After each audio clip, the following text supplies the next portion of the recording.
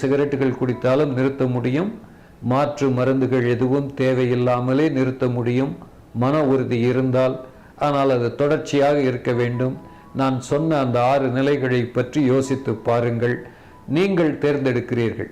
அடுத்து நீங்கள் புகைப்பதை நிறுத்திவிட்டீர்கள், ஒரு கடை பக்கமாக போய்கொண்டிருக்கிறீர்கள்.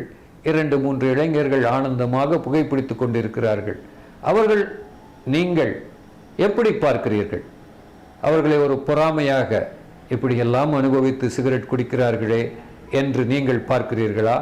அல்லது ஒரு நிமிடம், இல்லை, என்னை பற்றி அறிந்தவர்கள், நேற்று வரை புகைத்தவன் இன்று நிறுத்திவிட்டான், தொடர்ந்து நிறுத்திவிட்டானே என்று என்னை அவர்கள் பொறாமையாக பார்ப்பார்கள் என்று நீங்கள் நினைக்கிறீர்களா?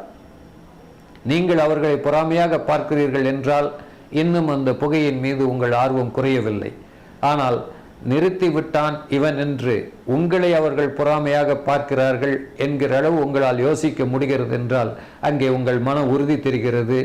இந்த ஆரோக்கியமான பாதையில் நீங்கள் தொடர்ந்து செல்ல வேண்டும் என்பது தெரிகிறது.